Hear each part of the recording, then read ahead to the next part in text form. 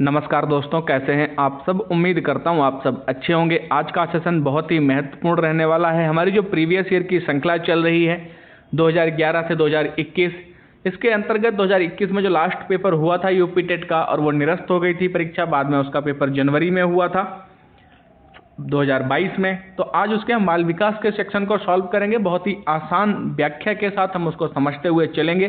तो और आप सभी लोग जानते हैं कि प्रीवियस ईयर बहुत ही महत्वपूर्ण भूमिका निभाता है। मतलब 50-50 भी अगर कह लें तो ज़्यादा नहीं होगा।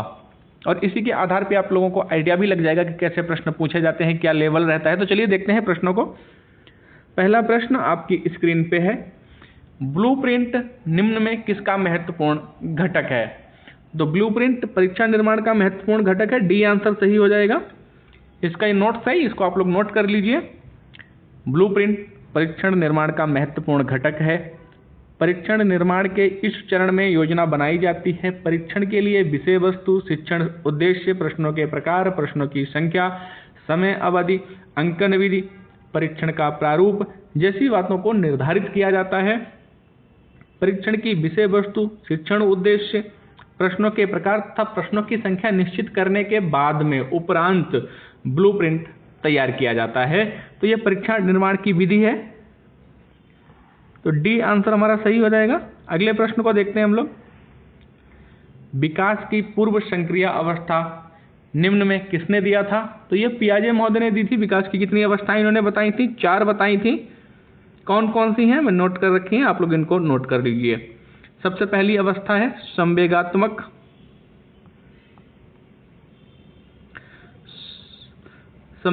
गामक अवस्था, जन्म से 2 वर्ष। पूर्व संक्रियात्मक अवस्था 2 वर्ष से 7 वर्ष। मूर्त संक्रियात्मक अवस्था 7 वर्ष से 11 वर्ष। औपचारिक संक्रियात्मक अवस्था 11 वर्ष से 15 वर्ष। ये पियाजे महोदय ने दी हुई है, आप इनको नोट कर लीजिए। ये परीक्षा में बार बार पूछी जाती हैं। पूछ लेगा संवेदीय गामक अवस्था या संवेगात्मक गामक अवस्था की अवधि क्या है, तो 0 से 2 वर्ष हो जाएगी। पूर्व संक्रियात्मक अवस्था पूछ लेगा तो 2 वर्ष से 7 वर्ष हो जाएगी। मूर्त संक्रियात्मक अवस्था पूछेगा तो 7 वर्ष से 11 वर्ष हो जाएगी। औपचारिक संक्रिया अवस्था पूछेगा तो 11 वर्ष से 15 वर्ष हो जाएगी। ये किसने दी हुई है? तो ये पियाजे महोदय ने दी हुई है। चलिए अगले प्रश्न को देखते हैं। इस प्रश्न में टाइपिंग मिस्टेक है, ऐसा माना गया है। MPPI की जगह MPI एक परीक्षण होता है जो व्यक्तित्व मापन के लिए होता है। इसका प्रयोग व्यक्तित्व मापन हेतु किया जाता है। तो इसके आधार पे हम अगर लोग देखेंगे तो हमारा आंसर डी सही हो जाएगा, व्यक्तित्व। चलिए अगले प्रश्न को देखते हैं। अधिगम हेतु निम्न में क्या सर्वाधिक आवश्यक है। तो आप सभी लोग जानते हैं कि अधिगम के लिए सबसे ज़्यादा जो महत्वपूर्ण है वो प्रेरणा है। आप अंदर से कितना उसको करने के लिए प्रेरित हैं, तो अभिप्रेरणा सही आंसर हो जाएगा डी। कि आपके अंदर जितना उसको करने के लिए प्रेरणा होगी, अंदर से जितना ज़्यादा आपको उसके विषय में जागरूकता चाहिए है, आप उसके लिए जितना ज़्यादा अभिप्रेरित हैं, तो उसको उतना ही आप अच्छे से कर पाएंगे। तो सही आंसर डी हो जाएगा। चलिए अगले प्रश्न को देखते हैं। शैशव काल का समय क्या है। तो शैशव काल का जो समय होता है जन्म से 2 वर्ष होता है, लेकिन परीक्षा नियामक प्राधिकारी ने क्या किया, इसको बी आंसर को सही माना है, जन्म से 6 वर्ष तक। जबकि शैशव काल की जो अवधि है, बहुत से मनोवैज्ञानिकों ने ऐसा कह सकते हैं 90% मनोवैज्ञानिकों ने 0 से 2 वर्ष ही मानी है। लेकिन अब परीक्षा नियामक प्राधिकारी जैसा चाहेगा वैसा ही होना है। तो सही आंसर इसका सी ही रहेगा, जन्म से 2 वर्ष। परीक्षा नियामक प्राधिकारी ने गलती या त्रुटिवश शायद जन्म से 6 वर्ष माना हो। पूर्व अनुभव के आधार पर संवेदना का अर्थ प्रदान करना क्या कहलाता है। तो पूर्व अनुभव के आधार पर किसी भी विषय में पूर्व ज्ञान के आधार पर संवेदना का अर्थ प्रदान करना क्या कहलाता है? प्रत्यक्ष ज्ञान, प्रत्यक्षीकरण। सही आंसर बी हो जाएगा। अगले प्रश्न को देखते हैं। सीखने में प्रयास व भूल के सिद्धांत का प्रतिपादन किसने किया था। तो ये बहुत ही महत्वपूर्ण सिद्धांत है और लगभग सभी परीक्षाओं में पूछा जाता है। इसको मोस्ट इंपॉर्टेंट में आप लोग लिख लीजिए। ये हर बार पूछा जाता है, लगभग में घुमा फिरा के कहीं ना कहीं से इसको पूछ लिया जाता है। या तो पूछ लिया जाएगा थार्नडाइक महोदय के दिए हुए प्रमुख नियम कौन से हैं, अभ्यास का नियम, प्रभाव का नियम और तत्परता का नियम। चौथा नियम कोई और डाल देगा जो गलत होगा, तो इसलिए इनके मुख्य नियम या गौड़ नियम 3 हैं। चलिए अगले प्रश्न को देखते हैं। निम्न में से कौन तरल क्रिस्टलीय बुद्धि के प्रतिमान के प्रतिपादक हैं? बताइए भाई फटाफट।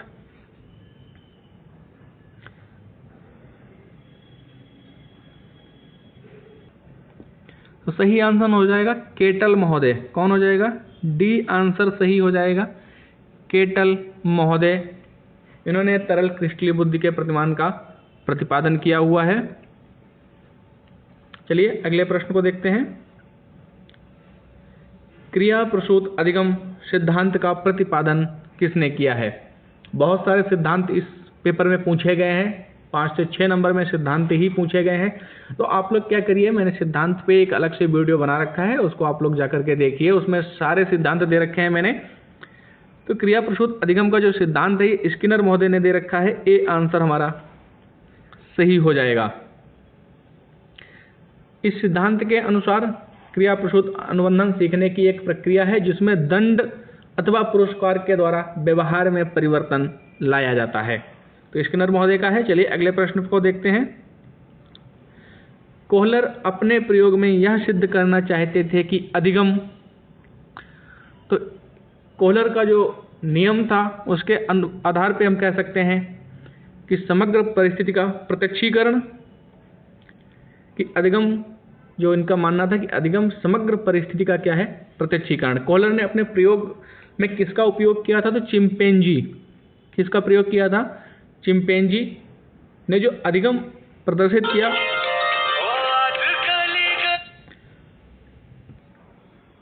तो कोहलर ने किस पे प्रयोग किया था? चिंपैंजी पे अपना प्रयोग किया हुआ था। उसे कोहलर ने अंतर्दृष्टि अधिगम कहा हुआ है। चलिए अगले प्रश्न को देखते हैं।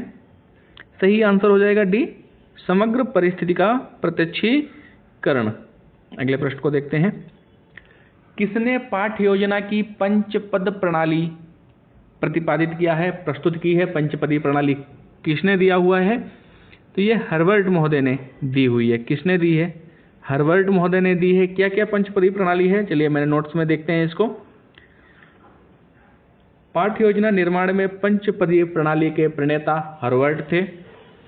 ये पंचपदी प्रणाली, जो पंचपद दिए गए हैं, प्रस्तावना, प्रस्तुतिकरण, तुलना, नियमीकरण, प्रयोग, इनको क्या किया जाता है? बहुत बार इनको आगे पीछे लिख दिया जाता है और इनको बोला जाता है कि आप सही क्रम में लगाइए कि सबसे पहले क्या आएगा, बाद में क्या आएगा। ये बहुत बार पूछा जाता है, तो आप इसको नोट डाउन कर लीजिए, बहुत ही महत्वपूर्ण है कि सबसे पहले प्रस्तावना, प्रस्तुतिकरण, तुलना, नियमीकरण और प्रयोग। चलिए अगले प्रश्न को देखते हैं।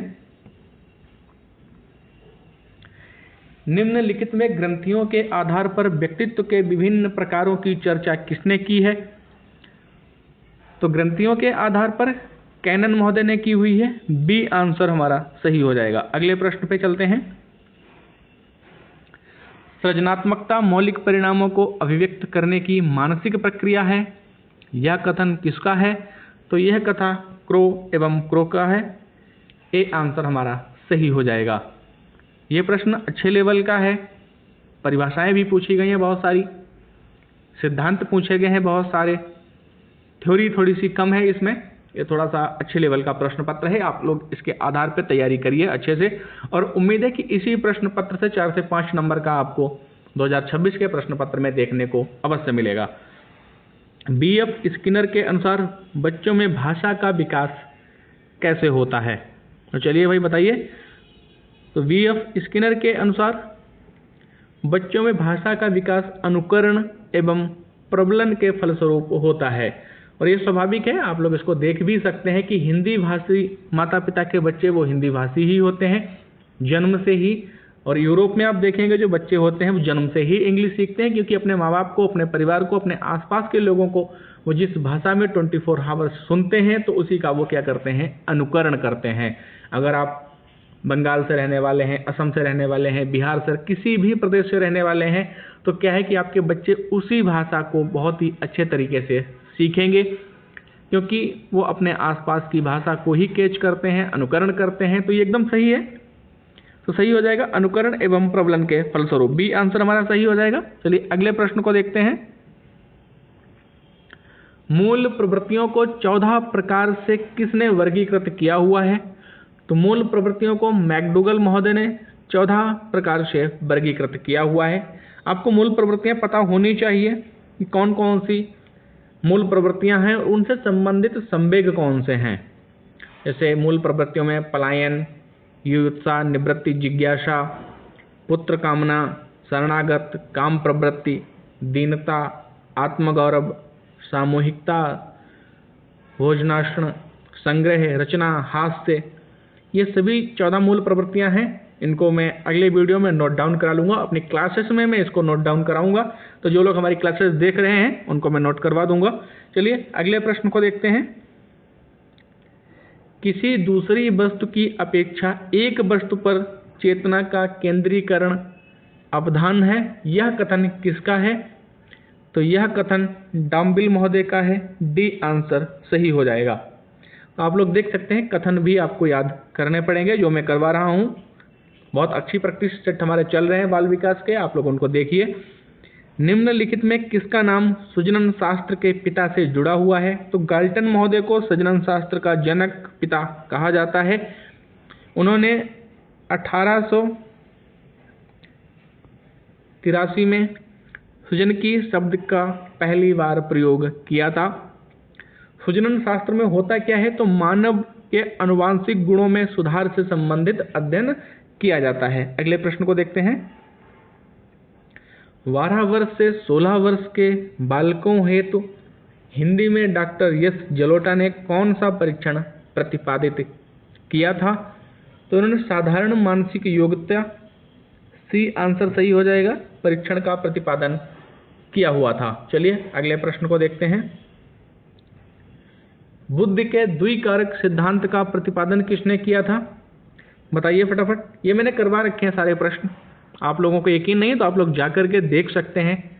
जो सारे सिद्धांत का मैंने अलग से वीडियो बना रखा है उसमें मैंने करा रखा है। बुद्धि का द्विकारक सिद्धांत, बहुकारक सिद्धांत, ये सभी सिद्धांत मैंने करवा रखे हैं। तरल क्रिस्टलीय बुद्धि के प्रतिमान का प्रतिपादन सभी लगभग करवा रखे हैं। आप लोग एक बार जाकर के देखिए फिर मुझे कमेंट करिए। तो बुद्धि के द्विकारक सिद्धांत का जो प्रतिपादन है स्पीयर महोदय ने किया था। इनका ये मानना था कि बुद्धि में 2 कारक काम करते हैं, एक तो सामान्य कारक होते हैं और एक विशिष्ट कारक होते हैं, जिनको इन्होंने क्या कहा है? जी फैक्टर, और दूसरे को क्या कहा है? विशिष्ट को क्या कहा है? Yes factor. जी फैक्टर सामान्य और यस फैक्टर विशिष्ट। आप लोग क्लासेस में देखिए एकदम विस्तृत अच्छे से समझा रखा है। चलिए अगले प्रश्न को देखते हैं। कोहलर निम्न में से किससे संबंधित हैं? तो कोहलर महोदय अधिगम के सिद्धांत के लिए संबंधित हैं, ए आंसर सही हो जाएगा। अधिगम के सिद्धांत से उन्होंने गेस्टाल्ट सिद्धांत के निर्माण में योगदान भी दिया हुआ है। कोहलर के सीखने का सिद्धांत को अंतर्दृष्टि का सिद्धांत या अंतर्दृष्टि शिक्षण कहा जाता है। अभी मैंने बताया था कोहलर ने अपना प्रयोग किस पे किया था? तो चिंपैंजी पे इन्होंने अपना प्रयोग किया था। चलिए अगले प्रश्न को देखते हैं। मैकडूगल के अनुसार मूल प्रवृत्तियों की संख्या कितनी होती है? तो अभी इससे पहले पूछा गया था कि मूल प्रवृत्तियों को 14 प्रकार से किसने वर्गीकृत किया है, तो वहां से आपको मैकडूगल महोदय मिल गए होंगे। अगर वहां से आपको नहीं पता चला तो यहाँ आप देख लीजिए, दोनों प्रश्न को आंसर आपको प्रश्नों में ही मिल जाएंगे। मतलब आपको नहीं भी पता है तब भी आपका काम चल जाएगा, कि उसने बता दिया 14 प्रकार, तो आप 14 प्रकार लगा लीजिए, है ना। इसमें 14 प्रकार लग जाएगा उस प्रीवियस से, और इससे आपको पता चल जाएगा मैकडूगल ने ये मूल प्रवृत्तियों को बताया हुआ है। तो देखिए आप कैसा एकदम कभी कभी एग्जामिनर इतना इजी या गलत तरीके से प्रश्न रख देते हैं जो बहुत ही इजी होते हैं नंबर के लिए, और हमारे लिए ये अच्छी बात है। सी आंसर सही हो जाएगा। अगले प्रश्न को देखते हैं। मानसिक उद्दोलन प्रतिमान का प्रयोग निम्न में से किसके शिक्षण हेतु किया जाता है? तो ये समस्या समाधान के लिए इसका प्रयोग किया जाता है। चलिए अगले प्रश्न को देखते हैं। निम्न में से किसके प्रयोग में कुत्ता एक विषय था? अर्थात अपने प्रयोग के लिए कुत्ता का प्रयोग किसने किया था? तो पावलोव ने अपने प्रयोग में एक कुत्ते को भूखा रखकर उसे प्रयोग करने वाली मेज के साथ बांध दिया था। तो आप सभी लोगों को पता है, आप सभी लोगों ने स्टोरी सुन रखी है। तो सही आंसर हो जाएगा पावला, सी आंसर सही हो जाएगा। अगले प्रश्न को देखते हैं। मौलिकता, नमनीयता तथा प्रवाह निम्न में से किसके घटक हैं? तो ये सभी सृजनात्मकता के घटक हैं। चलिए अगले प्रश्न को देखते हैं। सी आंसर सही हो जाएगा। ये उत्साह क्या है? तो ये मूल प्रवृत्तियां आपको मैंने बताया था अभी 14 प्रकार जो मूल प्रवृत्तियों के बताए थे। ये 3 प्रश्न मूल प्रवृत्तियों से ही पूछ लिए गए हैं। अगर आपको मूल प्रवृत्तियां 14 पता है कौन कौन सी हैं तो फिर तो पूछने की जरूरत ही नहीं है। आप इसको देखते ही क्या करेंगे, उड़ा देंगे। मूल प्रवृत्तियां हैं, उसी में ये उत्साह दूसरे नंबर पे आती है। अगले प्रश्न को देखते हैं। बालकों के सामाजिक विकास को प्रभावित करने वाले कारक या तत्व कौन से हैं? तो आप सभी लोग जानते हैं सामाजिक परिवेश जन्य तत्व होते हैं। सही आंसर हमारा सी हो जाएगा, क्योंकि जो बच्चा होता है अपने सर्वाधिक महत्वपूर्ण परिवार में बच्चे, माता पिता, भाई बहन, रिश्तेदार, पड़ोसियों आदि के व्यवहार से क्या होता है, परिवर्तित होता है, प्रभावित होता है। इस प्रकार जो बच्चों का जो पारिवारिक परिवेश तथा आसपास का परिवेश उसके सामाजिक विकास में बहुत ही महत्वपूर्ण भूमिका निभाता है या उसको बहुत ही प्रभावित करता है। सी आंसर सही हो जाएगा। अगले प्रश्न को देखते हैं। शारीरिक विकास का एक प्रमुख नियम निम्न में से कौन सा है? तो शारीरिक विकास का एक जो प्रमुख नियम है, बताइए भाई कौन सा है? तो द्रुतगामी विकास का नियम प्रमुख नियम है। बी आंसर सही हो जाएगा। द्रुतगामी का मतलब है बच्चों में शारीरिक विकास जो होता है अत्यंत तीव्र गति से होता है, और आप सभी लोग इसको तो जानते ही हैं। चलिए अगले प्रश्न को देखते हैं। निम्नलिखित में से कौन सा विकास का सिद्धांत नहीं है? तो भाई विकास के कौन कौन से सिद्धांत हैं आपको ये पता होंगे तो आप अपने आप ही बता देंगे। समान प्रतिमान का सिद्धांत तो है और हमें निगेटिव बताना है। परस्पर संबंध का सिद्धांत भी है, निरंतर विकास का भी सिद्धांत है, लेकिन अनुकूलित प्रत्यावर्तन का सिद्धांत नहीं है। कितने लोगों को प्रश्नों की श्रृंखला अच्छी लगी है? जिन लोगों को अच्छी लगी है तो कमेंट करके अवश्य बताएं। चैनल को सब्सक्राइब कर लें जिससे आपको लगातार क्लासेस के नोटिफिकेशन प्राप्त होते रहें। लेकिन यहाँ पे लगातार क्लासेस चलती रहेंगी, चल रही हैं, और अब क्लासेस थोड़ी और स्पीड से चलेंगी। प्रैक्टिस सेट बहुत अच्छी तरीके से कराए जाएंगे, प्रैक्टिस सभी चैनलों से ज़्यादा कराई जाएगी, ये वादा रहा।